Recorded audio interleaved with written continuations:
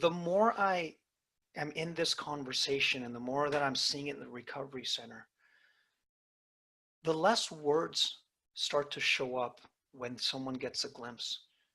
And the more you can see the feeling behind their stillness or the two words that they say, just like when Richard even spoke uh, briefly before, when he just simply said, I know I'm okay. The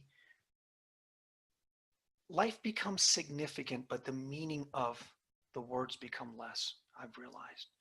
It's like the significance of what you've seen is becomes a feeling, and the terminology becomes meaningless, and it almost becomes, it's a very strange, it's very counterproductive in writing notes at a recovery center, I'll tell you that.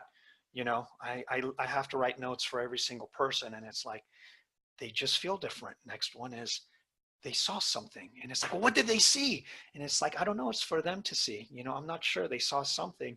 And it's funny because from on one level it's terrible for the insurance company, but another, I hope we continue this conversation. I hope the people in the insurance and the people that read the notes start to see that that translation is really where the magic is.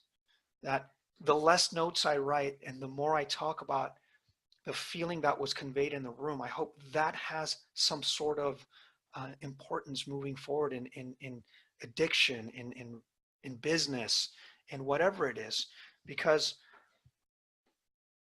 something has to change. And I think as we start to look in that direction of seeing the significance from inside and not the meaning from outside, something will start, this thing will be global. I think this thing will be what's gonna, what I honestly believe is gonna change the world.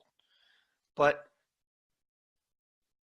the world changing is going to look a lot different than we need to get this out there because this is the right way and this is the wrong way. It's kind of the double-edged sword, because the more you see this, the less you're crazy vocal about it. You're just walking around having fun, and you're spending time with family. And like we kind of joked about it on this call.